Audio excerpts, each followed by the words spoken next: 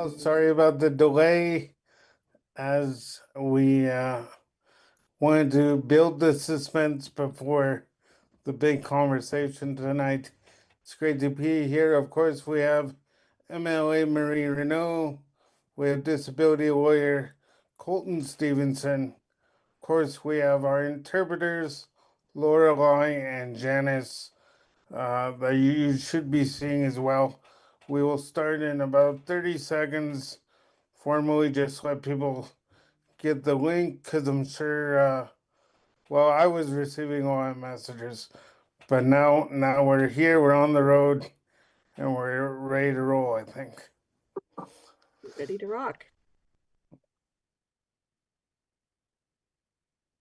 Thank you all for joining tonight and for being here and sharing this space with us as we dive into part 3, I believe, of the AISH and ADAP conversation.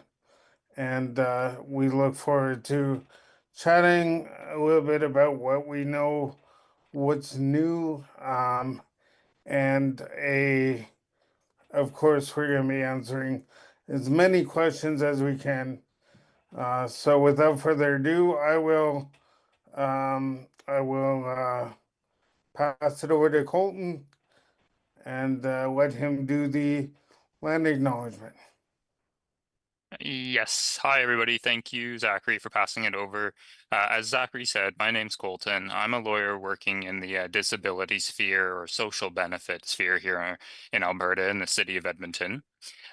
Tonight, I am, and I imagine most of us gathering tonight, are primarily located on the territory of the Nahia, Netsitapi, Métis, Nakota, Dene, Haudenosaunee, and Anishinaabe, and many more people, of whose lands that are now known as part of Treaties 6, 7, and 8.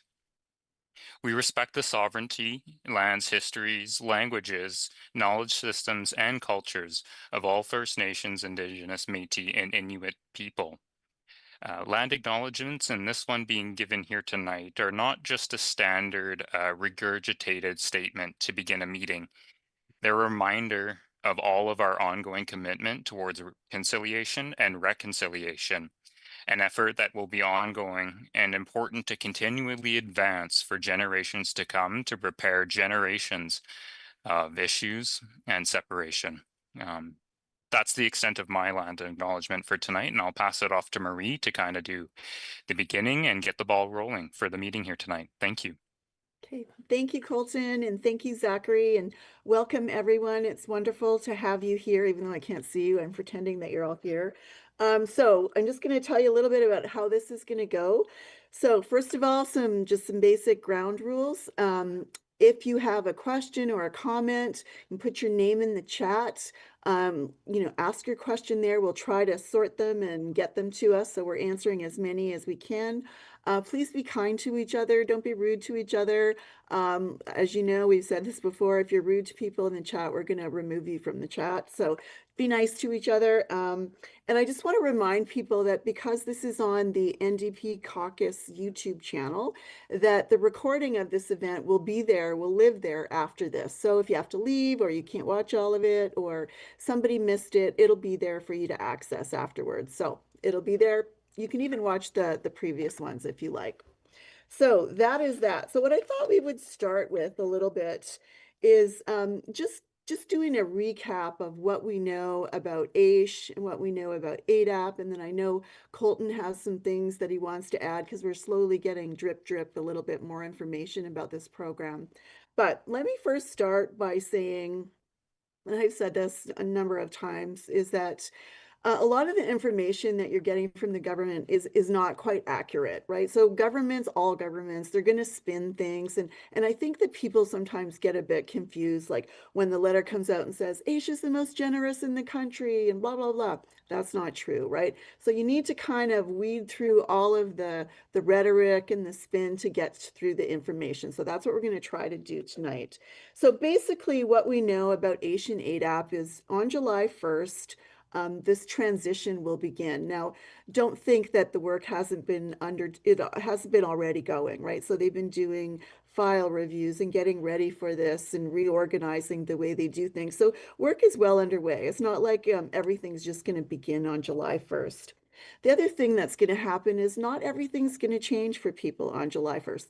It is going to take some time. So the people that are going to stay on ADAP, technically their income is going to be reduced by $200, but it's important to know that I think your pushback actually contributed to this, is that they're going to make a grant available to people that are staying on ADAP. So it'll get you up to that AISH level. And then, you know, the employment piece is a separate piece. People can choose to remain on ADAP or apply for AISH. You've heard that the government will cover one medical assessment. So the cost of one medical assessment, if you're on ADAP and you want to apply to go to AISH, they'll cover one. We'll talk a little bit more about appeals. I'm going to let Colton cover that because that's what he does every day. So he's far more equipped to talk about that. And he's going to point out some of the things we know and some of the things we don't know. And sadly, we don't know a lot. So we know what's on the website. We know what they published in regulations. So if you are looking on your own, you can go to the Government of Alberta website, to this ministry, and just type in ADAP, right? Alberta Disability Assistance Program, and the information's all there. You'll see there's not much in the regulation. There's some detail, but again, not much. So really what's going to happen is what we're waiting for is they created this program ADAP for a very real reason, is they said that it would give people an opportunity to work and earn more money. We know that that's not true because old AISH already had the ability to do that, but whatever. So there's this new program called ADAP. What we're waiting for is to find out what are the steps that people are going to need to take when they're on ADAP. So it's not going to be like, you leave AISH, you go to ADAP, everything's the same except $200 is a grant as opposed to a core benefit. There will likely be some requirements like to participate in a program, to look for work, to prepare to look for work, things like that. So we don't know what those things are, but we do have time. So we want to just impress on all of you. You don't have all the answers. We certainly don't have all the answers, but we've got eyes on this stuff every day. We're trying to understand where they're going so that we can help you understand. So this is, again, just us trying to answer as many questions as we can and let you know what we know. So I'm going to turn it over to Colton right now, and he's going to talk a little bit about some of the things he and his colleagues have started to look at, mostly him, started to look at around the transition and around appeal. But I won't put words into your mouth, Colton. I'll just turn it over to you. Yeah, thanks, Marie. And Marie, I think you did a good job of, I know there's immense concern out there. And we don't have to belabor everything that's happened over recent weeks, but I truly, truly feel the concern pouring out of people. And if we can do one thing today, that's to try to hold off on promoting further concern and really trying to enforce to people that this is going to be a day-by-day battle, and that there's lots of things that aren't clear yet, and it's something that can be worked through. As you were mentioning, Marie, the AISH Act and the legislation, the regulations that follow the AISH Act have already been amended. And those changes are going to take force or be enforced come July 1st, 2026. I think the first helpful thing to talk about is it's come to my attention that there has been some information shared about the ability to challenge, or sorry, I'll use more specific language, to appeal the decision to transition an individual to ADAP from AISH. As I read the legislation, as other lawyers have read the legislation, my understanding is that this is not an appealable issue, and that the appeals secretariat is taking a long time to respond to any notice of appeals that might have been filed on this issue. And that's because the legislation, as it currently exists with the new amendments, specifically prohibits this decision to be transferred from AISH to ADAP from being appealed. And the prior legislation didn't contemplate this issue at all. So I do not believe there is an ability to appeal the decision before June 30th, as I think a lot of individuals might have been informed or might think there was an ability. It's Mhm. my understanding that if a notice of appeal is sent to the appeal secretariat trying to appeal this issue or the decision to transition somebody to ADAP, that this appeal secretariat has either not responded to those notices of appeals yet, or have responded and suggested that they can't hear that issue at appeal, or that the citizens appeal panel cannot hear that issue at appeal. I believe that if anybody has been successful, or if the AISH program has reversed a decision on their own accord in transitioning to someone to ADAP and then bringing them back to AISH, I believe that's because the AISH program incorrectly identified that that person didn't meet one of the 4 subgroups of people that are to remain on the AISH Act. So those between 60 and 65 years old, those who are eligible for PDD services, those individuals living in continuing care home, or those individuals with a terminal medical condition. So I just wanted to try to set the record straight from my understanding that the decision to switch somebody to ADAP is not appealable. And if you do submit a notice of appeal before June 30th, I do not believe that will be successful, unfortunately, as the Mhm. legislation is quite clear. Yeah. Well, thanks for that, Colton.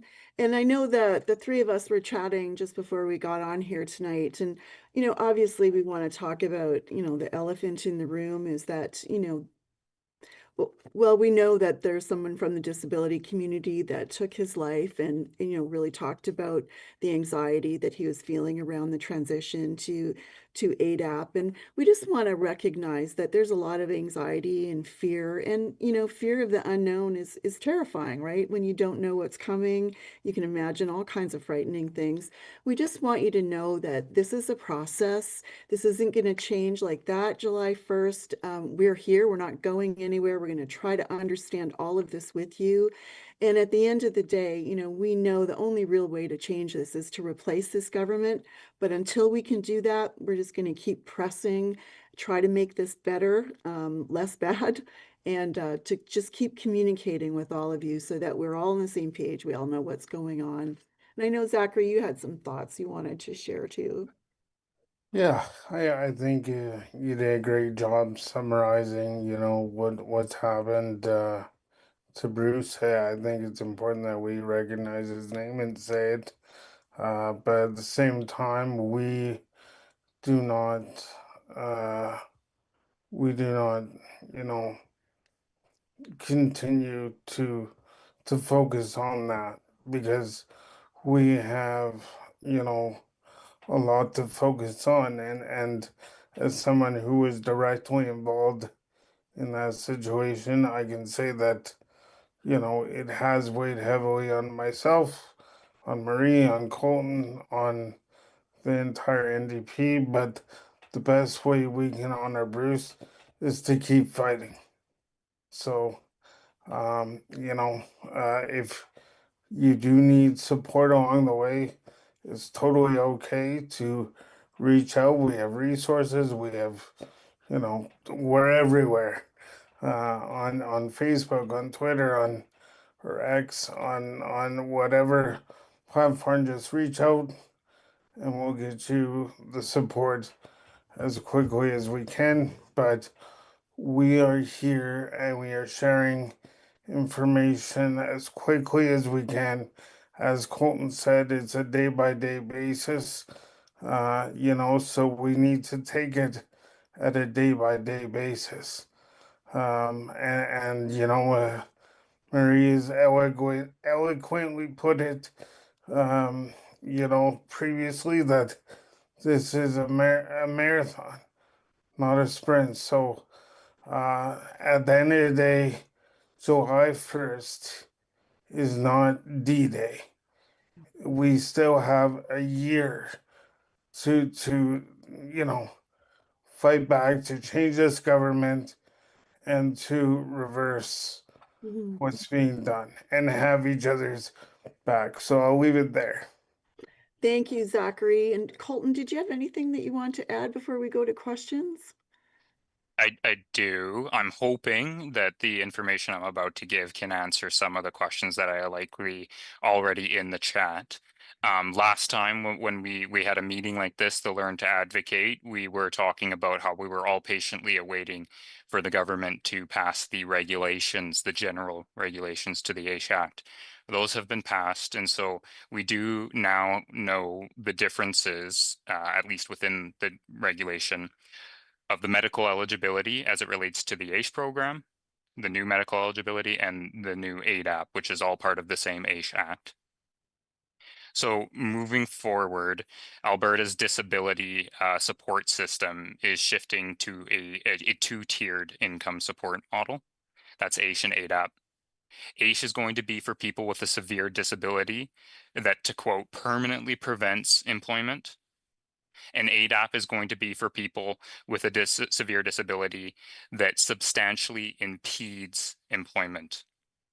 And I imagine most people, if not everybody in this chat or this meeting here tonight, was aware of the previous definition of a severe handicap within the AISH regulation. And that's what you needed to establish as an individual that you had in order to receive or at least be medically eligible for AISH benefits. That terminology has been changed a little bit. They're no longer calling it a severe handicap. They're calling it a severe disability. And I'm essentially quoting from the general regulation when I read through the criteria here.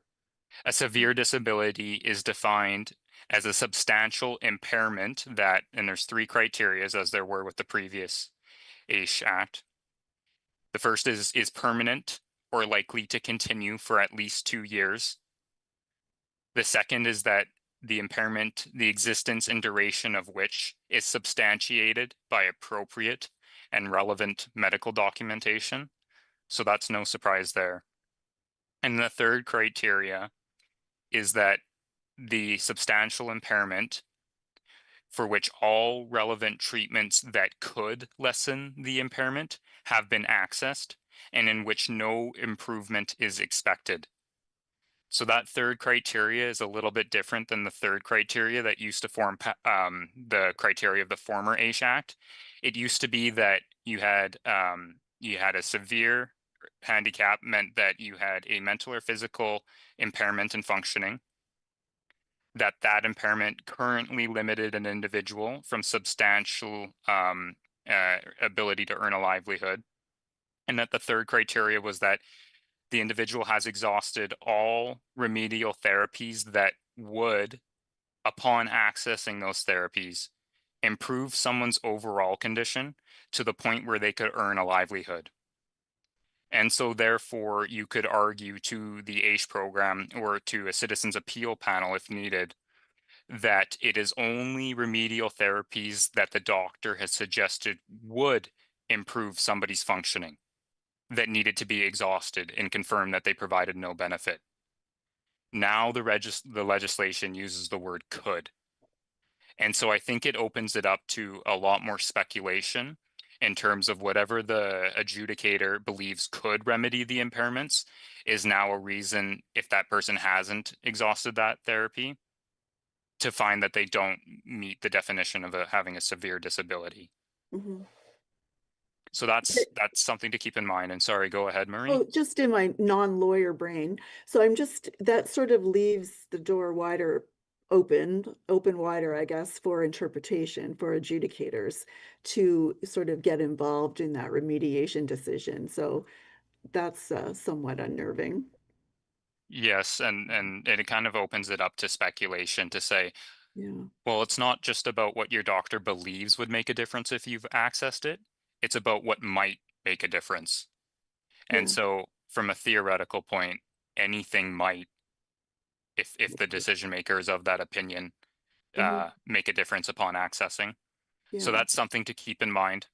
I also, before we get into questions, just wanted to briefly talk about the application and the ability to challenge decisions come July 1st.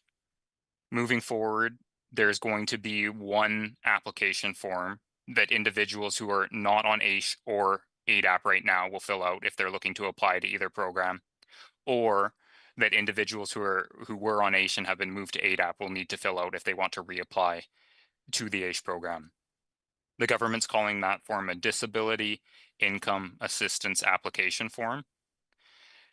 It can be abbreviated as a DIA, DIAA form. That form will likely have a general information component where the applicants themselves will fill out the information about their personal self and their financial circumstances. And then the second part of the form, like the current AISH application, will be the medical report, presumably, that'll be filled out by a CPSA registered healthcare provider here in Alberta. That form, we don't know what it looks like yet, so there's uncertainty as to what kind of questions the doctor is going to be asked to respond to. However, once that DIA form is filled out and submitted to the disability income adjudicators, the adjudicators will decide if they believe the application warrants consideration by an ADAP medical panel or an AISH medical panel.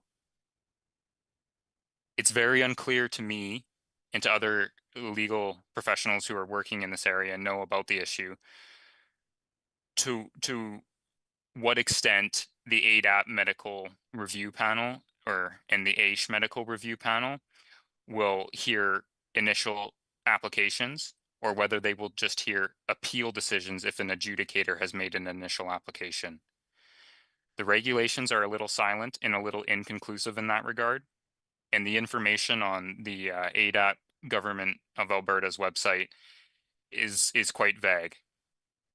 And so that shouldn't prevent anybody from applying to reapplying to AISH if they consult with their doctors and they believe that they are permanently prevented from employment. They should reapply.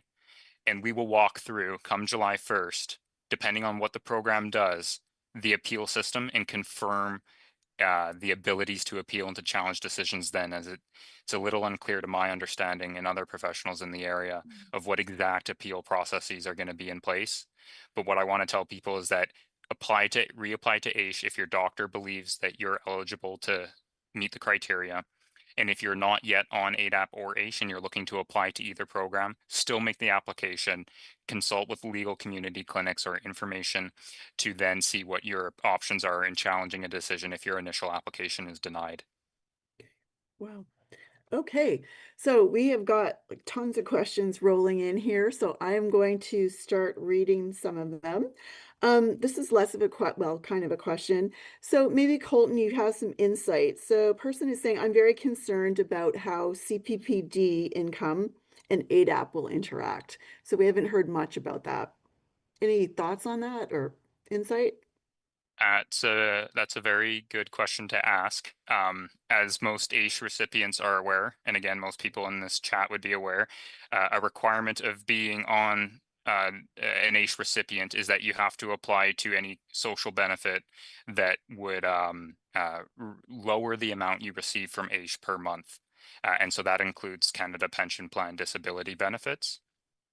Most people, if they've applied to CPPD or know about the Canada Pension Plan disability criteria, is that to be eligible to receive a Canada Pension Plan disability benefit, you must have a severe and prolonged impairment that prevents you from any substantially gainful occupation.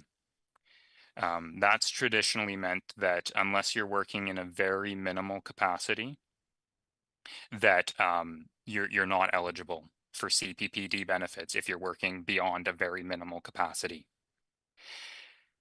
If the ADAP program is going to be requiring people to make every reasonable effort they can, or at least reasonable efforts to gain employment, that could and theoretically would interfere with somebody's eligibility for CPPD benefits if they were to start working in more than a very minimal capacity. It causes a disruption with somebody's CPPD benefits. However, what I would say is that if an individual believes that they're now working beyond what the CPPD criteria allows, that person can choose to inform Service Canada right away, not receive benefits that Service Canada would then assess as an overpayment because they had started working and they weren't eligible. And remember that the majority of people who are receiving CPPD and are on ADAP, or not the majority, all of them, their CPPD benefit right now is non-exempt, meaning that whatever they get from CPPD AISH provides a top up. So if they're to lose their CPPD benefit because ADAP has gotten them back to work, ADAP will have to just give them that much more that CPPD was initially giving them. So although it could cause a lot of disruption with people's eligibility for benefits, hopefully for the majority of people, if that does end up happening, ADAP would then just be responsible for paying whatever CPPD was initially paying and can no longer because they're working part-time Yeah. or to some minor extent. So it's certainly something that will take up time and cause a lot of communications and decisions and contact with the CPPD program. But in the way that ADAP and AISH are structured, if somebody stops receiving CPPD, then ADAP is just responsible for paying them that much more than they would have if they were still receiving CPPD benefits, if that makes sense. It's kind of nebulous in that sense, but I'm hoping it doesn't have an immediate harmful financial impact on people, and that it's more just about their attempts to diversify their income streams will now just potentially be impacted, and they'll only be receiving AISH or ADAP instead of a combination of CPPD and AISH and ADAP. Yeah. The other thing that I should say really quickly too, Marie, is that it's unclear to me to what extent ADAP's employment action plans or service plans are going to require that people find employment. It seems to me that the ADAP program, the employment action setup, is going to be similar to anybody that's experienced an income support expected to work household unit. There's requirements there that you have to submit a certain amount of resumes maybe each month, or you have to attend a training seminar, things like that. And so it doesn't seem clear to me that ADAP can force any individual back into employment if their conditions truly prevent them from being forced back into employment, or if ADAP is not able to provide resources or accommodations to somebody to make it financially or practically feasible for them to actually engage with any employment action plan. So I'm just trying to, there's lots of concern, but I'm trying to quell as much concern as possible because there are some things that once explained are maybe not as fully detrimental as they seemed at face value. And there's lots of more questions. There's lots more to talk about. We'll keep doling out the information here as we go through the questions. Okay, awesome. Thank you for that answer. Okay, here's another one. Either of you can take this. Will our $200 federal benefit, so that would be the Canada Disability Benefit, will that still be clawed back when I stay on ADAP? So I'll actually not get the 1740, I'll get 1540 actually. That's correct. The legislation does confirm that it's not just AISH recipients that are affected by the clawback of the Canada Disability Benefit. That'll be the same for ADAP. So yes, the individual who receives ADAP and Canada Disability Benefit, if they're receiving the minimum allowance and no other benefits, they would receive that 1540, I believe it is, from ADAP, and then the $200 from the federal government for the CDB. That's correct. Yeah, to bring them up to 1740. Okay. Here's a question. I don't know if anyone has the answer to this. I do not. So it says, how much is the medical assessment coverage? So government of Alberta talked about the fact that they would cover one medical assessment for people on ADAP applying to go back to AISH. I don't know what the cost is of a medical assessment. I don't know. There's all kinds of different assessments people can request. So I don't have a dollar amount. I don't know if Colton or Zachary, you have a dollar amount. I can do my best to answer what I believe the government is purporting to do. The commitment to honoring one medical assessment for individuals reapplying from ADAP on to AISH is a purely policy commitment. Yeah. It's not mentioned anywhere in the legislation. And so my assumption is that the commitment will be to hopefully cover and not reimburse, but it might be to reimburse the cost of one of those new DIAA forms that I mentioned being completed. Yeah. I don't believe that the government is committing in any way to funding a comprehensive neuropsychological evaluation if that's what an individual needs to certify their severe disability moving forward, or if somebody needs a comprehensive physical therapist report potentially if they have very serious mobility issues or whatever the case may be. Seems to me that it's meant to reimburse the cost of having a DIAA form filled out, and that's most often completed by the general physician who's treating the individual, not the specialist who usually have to chime in to certify that the general physician's opinion is accurate, that this person does have a severe disability that permanently prevents them from employment if they're reapplying back onto AISH. Yeah. What I will say to try to address the question and answer it specifically is that there are certain regulations that cap or provide a maximum amount that a doctor can charge to have forms for social applications cost. And I believe that the government, without saying more information, in committing to what they have, is likely not placing a dollar amount on any form, but stating that as long as the doctor hasn't surpassed the legal amounts that you can charge an individual for, AISH will expense whatever the charge is, or Mhm. ADAP and AISH. And now it's becoming the same thing. It's the same program. That's the best that I can answer that at this point in time. I don't believe there's a dollar amount, but my assumption is that anything that is charged to have that DIAA form filled out, the government will commit to expensing one time, and they've said no time limit on that. So if you're having that form filled out in mid 2027, you should still be able to get that expensed at that point in time.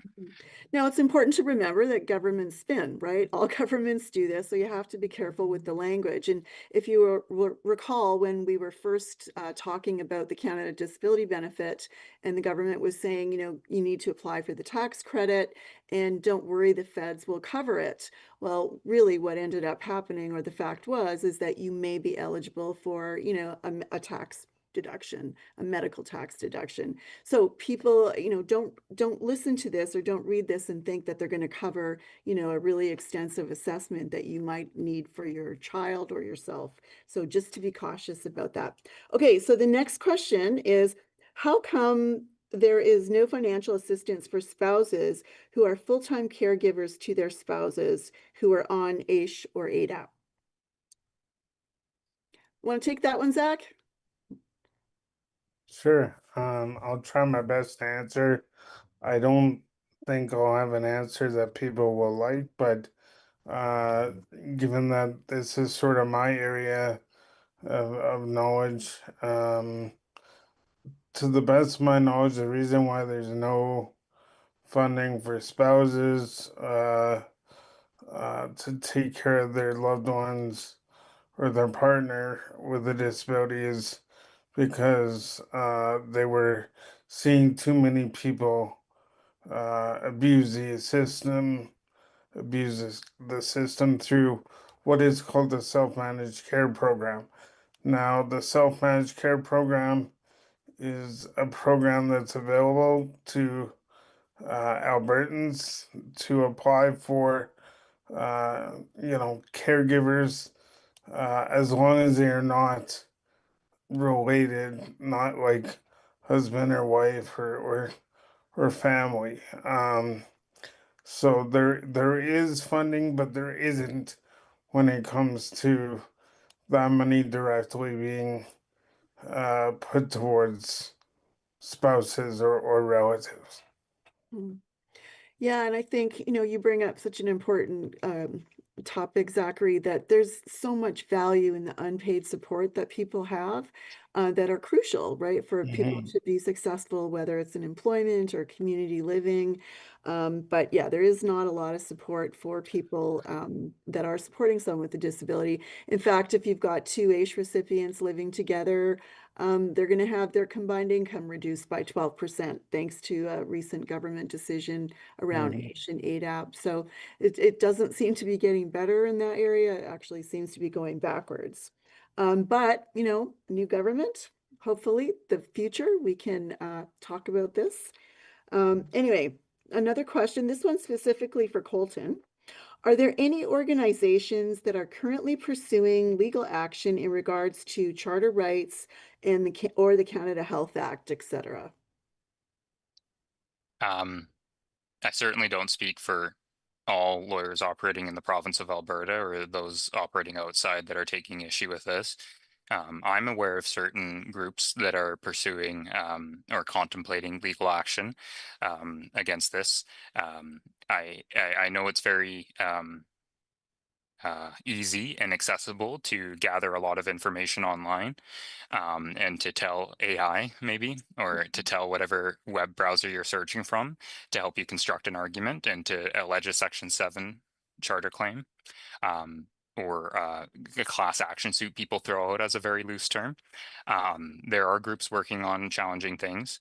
The key that I would say for right now is that I know that there are people that have been impacted by the upcoming program here and people that have made decisions. From a causality standpoint, however, it would be very difficult to argue without the program actually having taken place and affecting people, what those impacts are and whether they potentially violate a human or a charter right.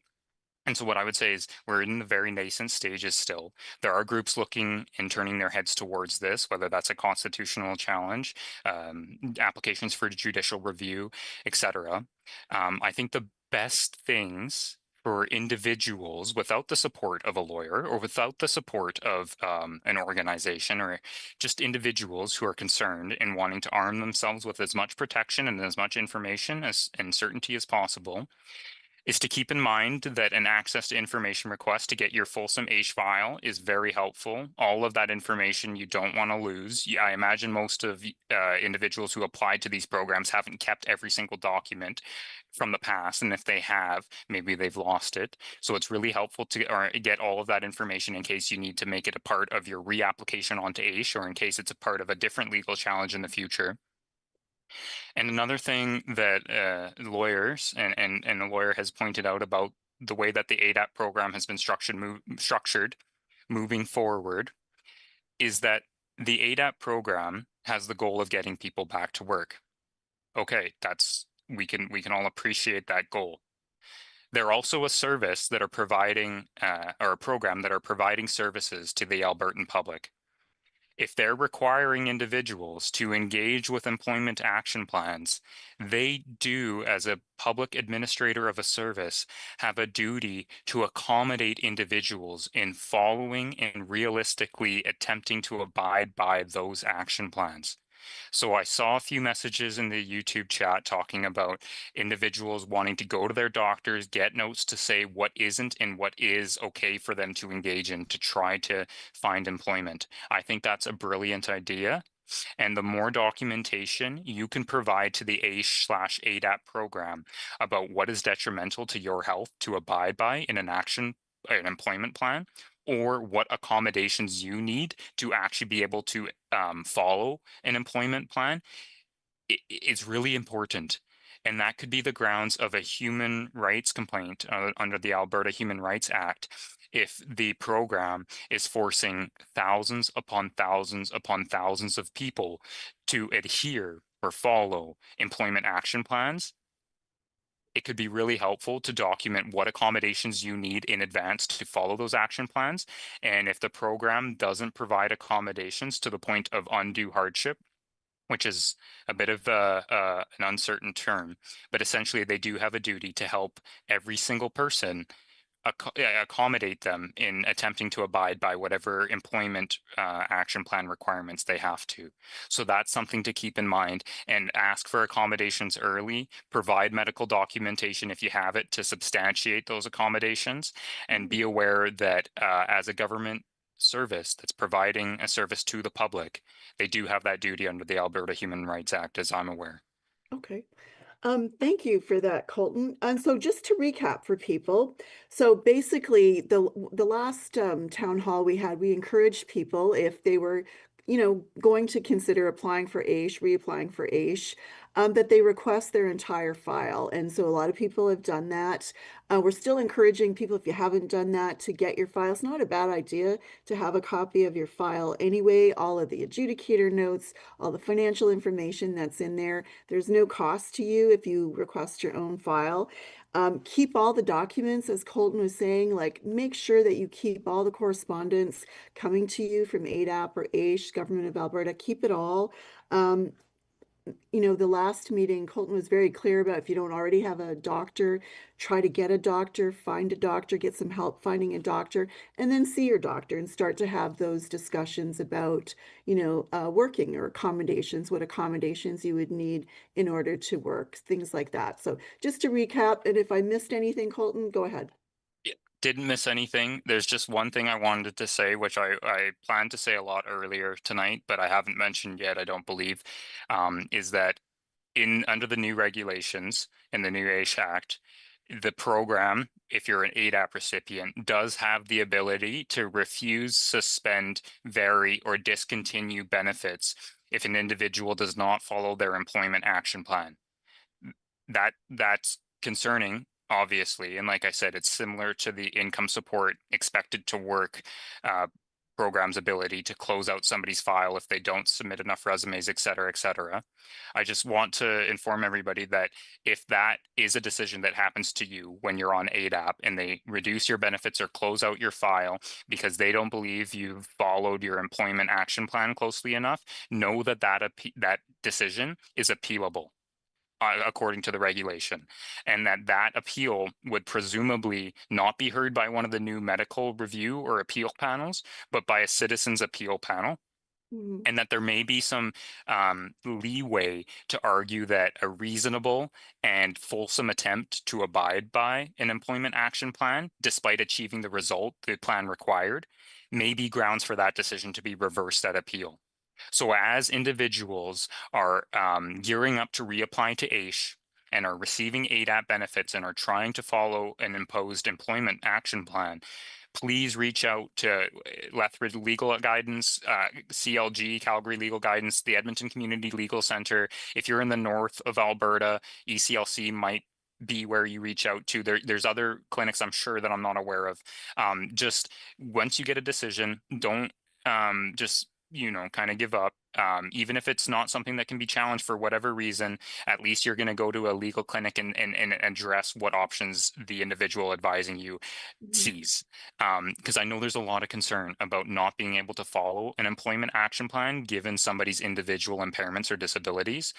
That issue, if it becomes a decision to reduce somebody's benefits or close out their file, that is appealable within the deadline.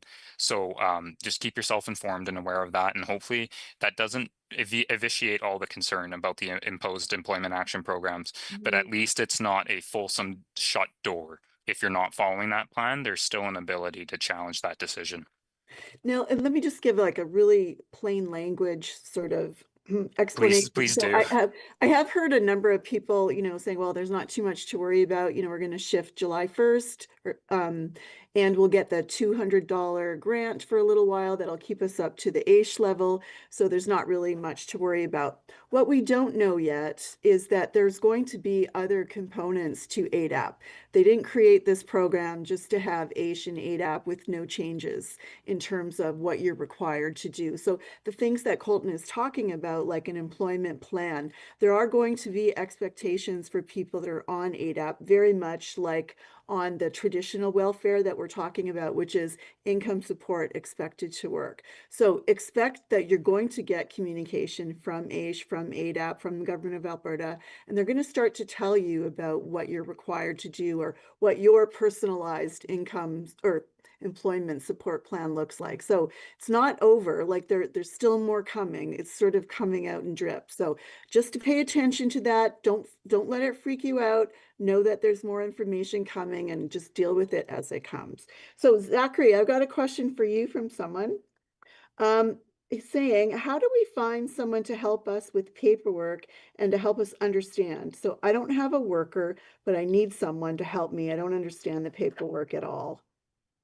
Yeah, no, that's a fair question. I think there is supports out there. One that I'll recommend is the currently the CMHA is hosting AISH and ADAP Mhm. education webinars. One is online, one is in person, but there's CMHA Edmonton. Then there's also the Voices of Albertans with Disabilities that have social workers on site that will be able to hopefully help you understand the forms and fill them out. Again, if you need further guidance, I'm sure, Marie's door is always open. Mine is as well. So shoot us a note and we can always try and navigate alongside you to get those forms filled out. Thank you, Zachary. Here's a question for you, Colton. Someone would like to know, who are the people who are the adjudicators? Who are the people making the decisions? And I take that question to be who are the initial kind of desk workers or adjudicators that receive the new disability income assistance application form. And to my understanding, I imagine the government is hiring more, although I can't confirm that, but I imagine the large majority of individuals who are receiving an application and determining whether that is sent to an ADAP medical appeal panel, as they call it, or the AISH medical review panel, as the government website calls it. Those are the same individuals who are currently adjudicating AISH applications, to my understanding. I'm not behind closed doors to know this information. I just don't see what other body of government workers they would utilize to make those initial determinations. Mhm.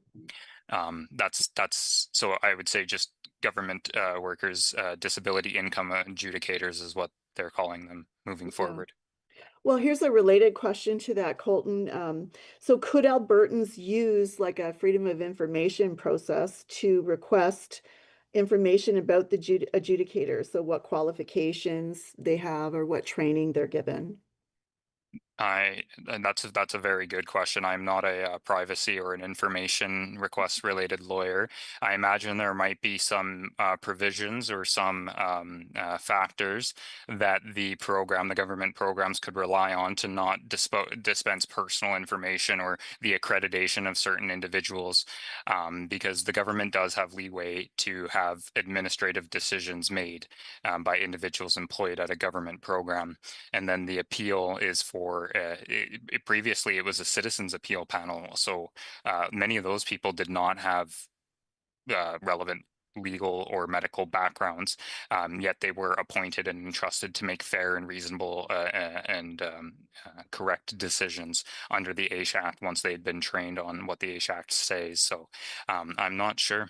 Sorry, I don't know if a FOIP request would result in the accreditations of adjudicators being divulged to an individual. Something tells me no, but again, I can't answer that. I'm sorry. Yeah, and we've used, I mean, as a legislator, I have certain tools that we can use to ask questions, whether, sometimes that's asking a question during question period, sometimes it's asking during the budget process, sometimes it's asking in a public accounts meeting. But, we can ask the questions and it's, their choice whether or not to answer them. So we have asked a number of questions and just not received an answer. We would certainly share that if we did. But that leads me to another question that I had here. I lost it. Oh, yes. So someone's asking, can the NDP publish a clear list of unanswered ADAP questions so the disability community can organize around them? Well, I think that would be like a full-time job for me to keep track of all of the questions and the unanswered questions. But what we're trying to do is focus on what we know. So what I want to keep telling people is there's a lot of misinformation out there floating around about programs in Alberta and otherwise. It's really, really important that you make sure that you check the source of your information, that it's accurate. Don't believe everything you read on Facebook. Don't believe everything you read on Instagram or on the internet. Wait till you see it in writing, whether it's a contract or you're getting confirmation from AISH or ADAP. It's really important that you not spread misinformation. So can the NDP publish a clear list? Probably not, because I don't have time to do that. I would be the person probably doing that. But what we will do is just keep you posted, and we will continue to do our best to make the information as accessible as possible. I also want to give a big shout out to all of the people that are out there also doing this work. I see influencers like on TikTok and Instagram, doing video explainers about AISH and ADAP, about questions that aren't being answered, about where to go for support. I think it's fabulous. People are reaching out in their own communities.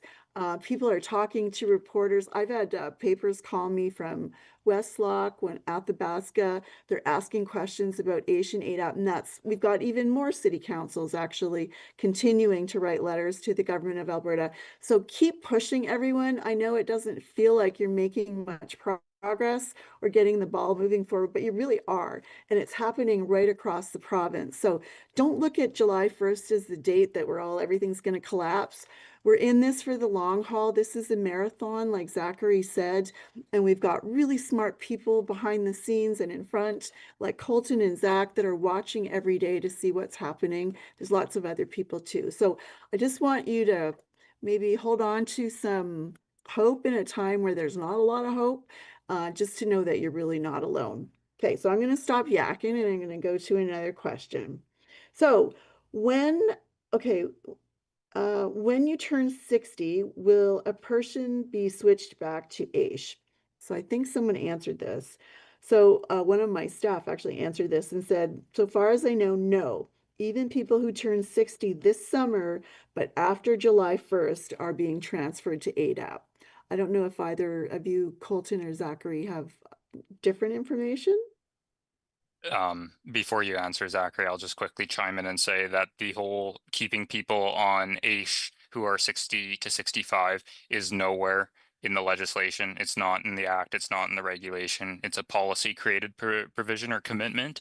And so I have no certainty that individuals who age into 60 or whatever it is moving forward will be brought back onto AISH. However, what I would recommend is that instead of filing an appeal with the appeal secretariat, that you send an argument and maybe there's some medical documents substantiating it to ADAP saying, I meet the criteria of what was once eligible to be on AISH. Could I please request that the program director consider transferring my file to an AISH, to the AISH program, to become an AISH recipient again. That's probably the best way to do it, short of having to reapply and fill out a new DIAA form and hoping that it gets sent to the AISH medical review panel for adjudication. Okay, well, here's a follow-up on that question, I think. Well, it's not really, but so this person is also asking, can we just resend the paperwork from when we were initially approved for AISH, or is that paperwork not valid anymore? I hate to give a it depends answer from a lawyer, but I don't see any other way of answering that question. If the condition is such that it's not open to changing over a long period of time, and there's no new medications that have been trialed, there's no new therapies that have been attempted, and so long as the documents weren't from again, it's really hard to answer that question. Some of those documents may be very helpful to show I attended a surgery or I accessed RTDMS therapy at this point in time in the past. Here's the document. You already had this the last time I was approved for AISH. I'm resubmitting it again.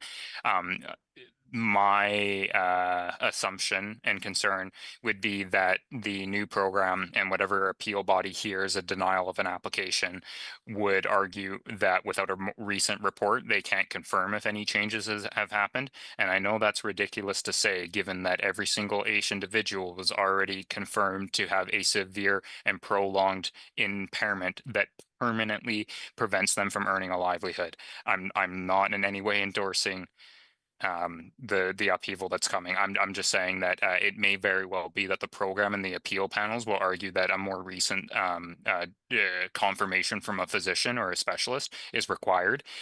Like I said, though, it's so individual. It's going to depend on the decision maker. It's going to depend on the person's individual conditions. I think the access to information requests are great to obtain all of that information.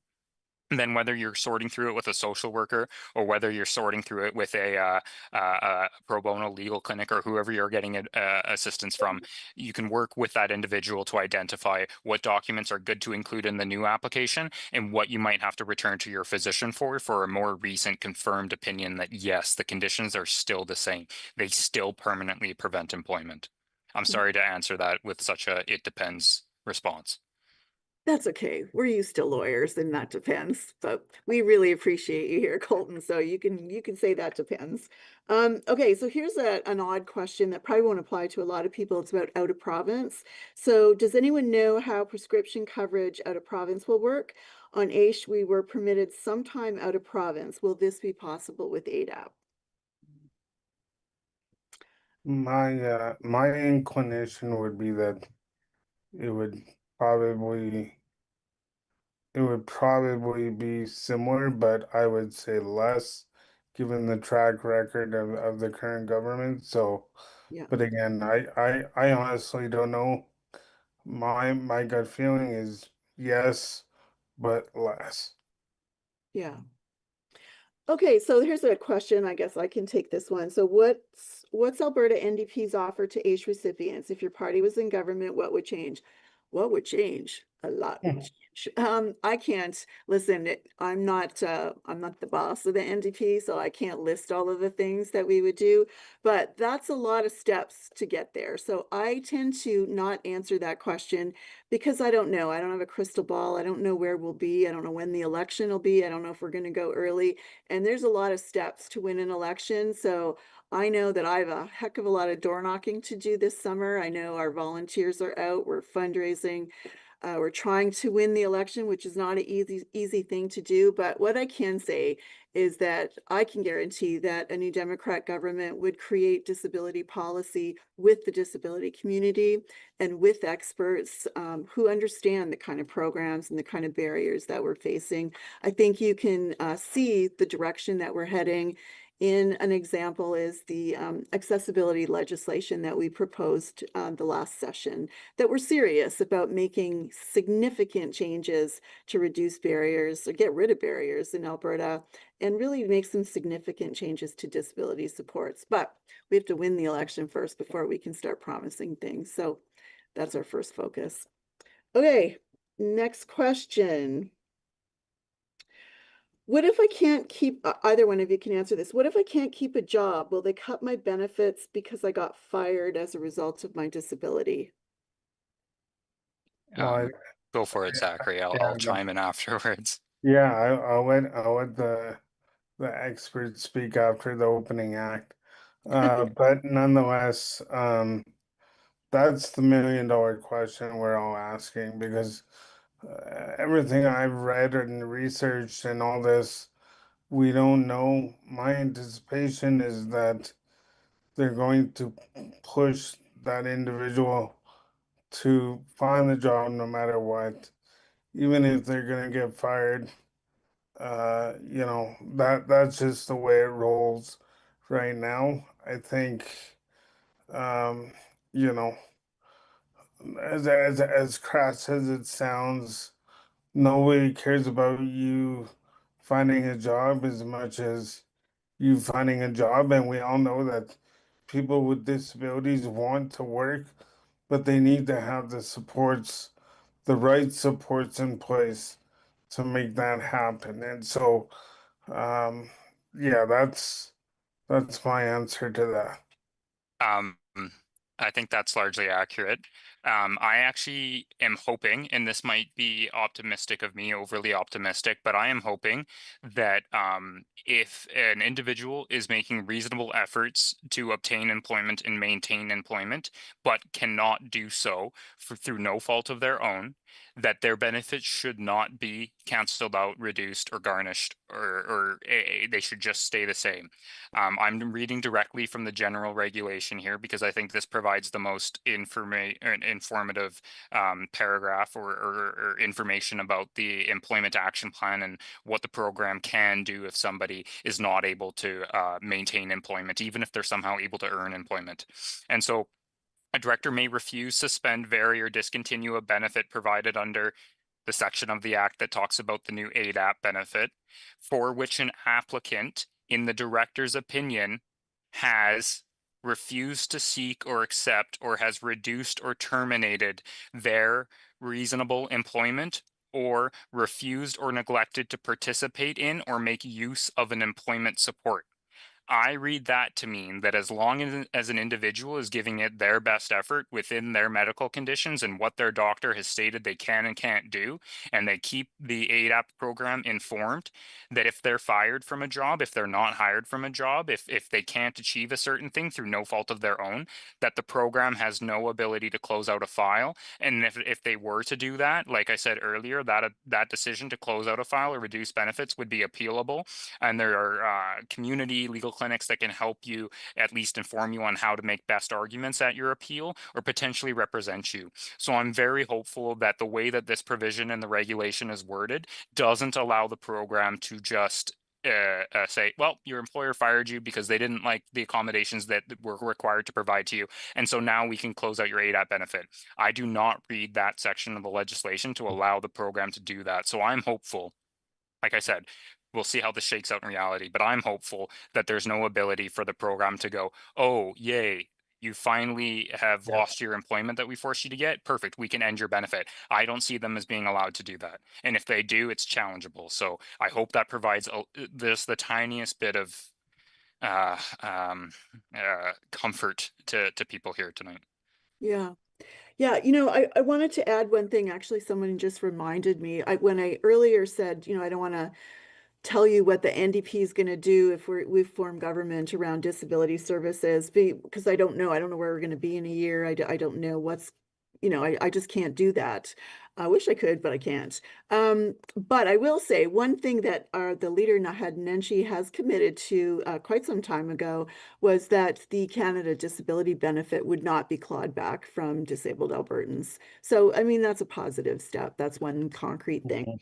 So there's a couple they're going to do one last question, and we're going to wrap at 8:30. So we're going to save some time for Zach and Colton and I to share our comments with you. But we've had a couple of questions around the employment program. So obviously the ADAP program has created or sort of set aside some additional funding for the employment programs to focus on creating supportive employment, I guess, opportunities for people with disabilities.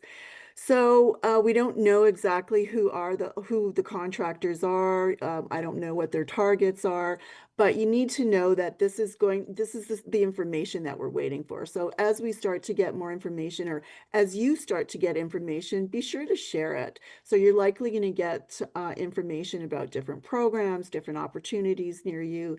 So make sure you keep all of that, and also share it with other people. Okay. Sorry, I'm just trying to make sure I didn't miss any other questions. Are there any other questions, Colton or Zachary, that you see that I've missed tonight? There was a question about the Oakes test for justifying an infringement of a charter right. I do not, well, I likely don't have the experience or constitutional law competency to answer that question in its entirety, and we don't have another several hours to go through every argument that could plausibly be made. My assumption is that the initial step of establishing that it does indeed infringe Section 7 would be a hurdle, and that the government can say it has a pressing and substantial objective in the fact that it's trying to assist people with disabilities in finding employment. The way they've gone about it is a different thing, but I just that's a lot easier said than done, that constitutional challenge. The other thing that I saw in the chat a while ago is that somebody asked if they are on ADAP, or well, they're on AISH, they're transitioned over to ADAP and they're reapplying to AISH and they're denied AISH if they're kicked off of ADAP. That's not my understanding. If you reapply to AISH and you're denied, you stay on ADAP. I don't see any information to suggest otherwise. And I'll keep perusing the questions, Marie, for however many more minutes we've got here on the meeting. Yeah. So Colton, I thought I saw something early on. I can't even remember where it was, where the comment was, so if you are on ADAP and you apply to get moved back to AISH and they say, no, you're not moving back to AISH, that's it. You can't reapply for AISH. That's unclear. Okay. I don't see anything in the legislation that prohibits a second application. So that to me means that you could reapply after you're denied. I don't see that as being any different than individuals who have applied to AISH in the past, been denied, and just reapplied almost the next day. If there's nothing preventing it, theoretically it's allowed. And again, we'll learn come July 1st whether it is, or well, sorry, people will reapply. It'll be a few months before they get a decision. Then they'll know for sure if they can reapply again. But I don't see anything prohibiting it. Yeah, and I expect, they'll start to roll out more details with all of the regulations the closer we get, to July and afterwards. So there's just a lot of unknowns. And I think, like I said earlier, that's what's so frightening for people is it causes so much anxieties when you don't know what's happening. But what you need to know is like you're really not alone. There are literally 80,000 people on AISH and thousands more every year applying. There are lots of people behind the scenes watching this, family members, lawyers, professionals, doctors, all kinds of people watching what's happening. You are not alone. We are going to keep pressing. And, obviously the only way to stop this is to replace this government.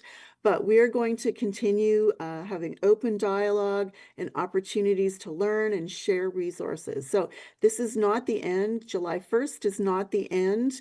We have time. This is a marathon, and you are absolutely not alone. So I wanted to leave you with those thoughts tonight, and I'm going to turn it over to my friends Zachary and Colton, and they're going to have some thoughts for you too, so we can let you go at 8:30.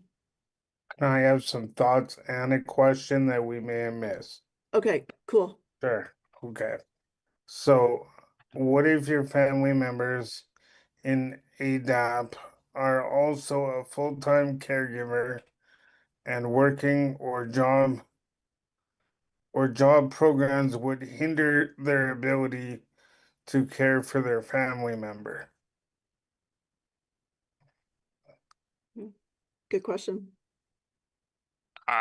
And sorry, Zachary, I understood the question to be if an ADAP recipient is forced to work and their partner is already taking care of their partner, or they have a job or something else. How are they Yeah. supposed to help that recipient get to work and follow their employment plan? Was that the question? So it looks like the question is, what if your family members in ADAP, but they're also a full-time caregiver, and working would hinder the ability to take care of their family member? Yeah, I think I understand that question. Yeah, So I can answer that. I think the whole problem is the unpaid work, right? So there isn't really a realization from the government of Alberta right now of the value of unpaid work of caregivers. So if you've got two people that are ADAP recipients living one AISH or one ADAP, whatever the combination is, I think the question is, will they take the caregiving that I'm doing as employment for ADAP? I would say based on what I know right now, no, because of the caregiver limitations, but that's not to say that could change in the future. I don't but know. what if what if, say I'm on ADAP, but I'm also taking care of my little brother, and I'm not able to participate in the job search stuff because I'm taking care of my brother. I have a bit of Colton. a just right off the top of my head, right? So Sure, yeah. it's not something that's well thought out, but in that situation, that seems to me like there could be grounds for a family status related human Got it. rights complaint, in that your circumstances prevent you from fully engaging with a program, and the program has a duty to accommodate that.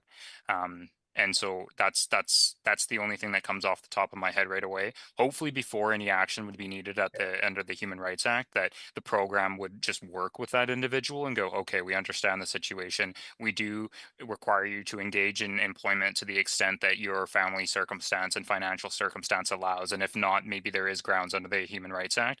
Mhm. Just yeah, just what I would say off the top. And I should say everybody's desire to look at legal remedies from various different sources and create or think about creative arguments to advance. And I'm not dissuading anybody from doing that.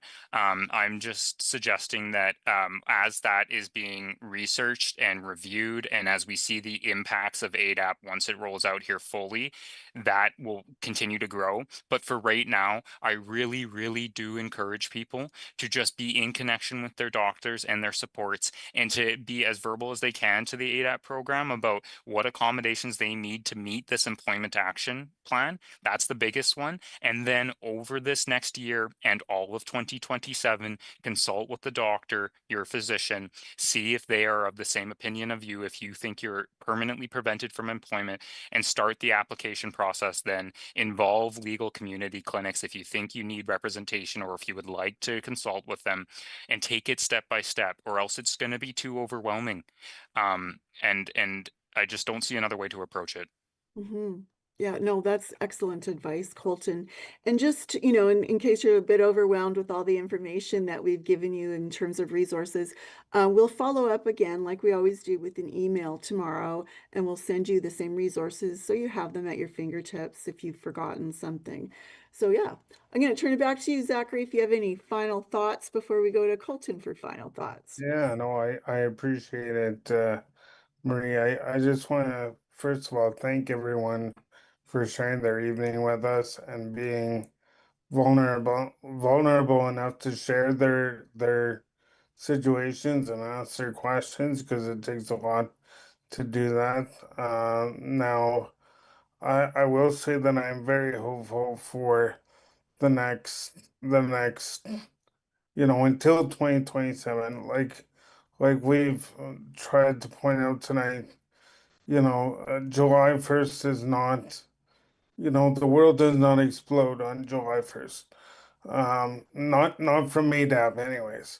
But needless to say, we have a long ways to go. There's tons of disability advocates coming out on TikTok and YouTube and Instagram and Facebook, and Facebook groups are popping up, and we're getting different organizations now coming forward to support people with disabilities. Like People's Alliance for Disabled Albertans is one that was created, and then there's going to be ways that we push back. I'm not going to say too much right now, but we need to continue sharing information. Knowledge is power. So if you experience something, or you hear something, share it. Don't feel like, oh, Marie or Zachary or Colton are too busy to hear this. No, we want to hear it, because then we can verify it. And once we verify it, then we can push back some more. So yeah, continue to have each other's back. Know that we all love you. I love you. You know, uh, we're gonna get through this. There's gonna be opportunities to connect and collaborate throughout the summer, I think. And yeah, take it one day at a time. As Colton says, 1 hour at a time, whatever is digestible to you, because honestly, that's what I'm doing. So please stay strong. Know that we're here to support you. The future does look bright. It's just a matter of how we get there. So, Yeah. Thanks, Zachary. Colton, you're up. I don't have much to say after that. I am just trying to look at the chat messages, and I'll just say that I understand certain amounts of aggression. Just my my tidbit would be that aggression is only going to get you so far, and it's likely going to result in consequences. So advocacy, persistence, and cooperation is probably the ideal things to work on moving forward. Yeah, for sure. And I think what, perhaps the government and the community is starting to realize is that people are advocating all over the province. And I think we're starting to see that the disability community is a formidable community, and I think people are starting to get activated. So keep doing all of the things that you're doing. Talk to your church, the groups that you're involved with. Tell them what's going on. Most people don't understand that AISH is being sort of dismantled like this. Let them know what's going on. Keep people posted. Follow. Zach's got a great blog that you can follow. Read the emails that you're getting from us that have resources. Join different conversations like this online, and know that July 1st isn't the end. We're just getting started. So have each other's backs, like Zachary says, and just take it one day at a time. But please know that you're not alone. And if you're feeling completely overwhelmed, please reach out to someone. Reach out to someone you trust, someone in your circle, someone in your family, or a professional. So I know that there have been some resources in the chat for you, but please reach out to someone. Alberta is only stronger and better with you in it. We need all of you, and people with disabilities is what makes us amazing. So we need all of you. And so, yeah, that's all I've got to say for tonight. So thank you for joining us, and I look forward to seeing you the next time. So take care, friends. And just for everyone, I realize that, there was a lot said tonight that might be overwhelming. Just want to remind people that you will be able to rewatch this on YouTube afterwards. So, yeah. Anyways, thank you so much for joining us. It's an honor as always, and we'll see you next time. Yeah, big thanks to Zachary Weeks, amazing disability advocate who gives so much of his time. And big thanks to Colton Stevenson, who's given so much of his time to us. I can't thank you both enough for your expertise. And I know that everyone that's joined us appreciates it too. So thank you, Colton. Thank you, Zachary. Thank you to all of you. Thanks to ASL interpreters. Thanks to our staff, Rick and Dave. And have a good night, friends. Night, y'all. Good night, everybody.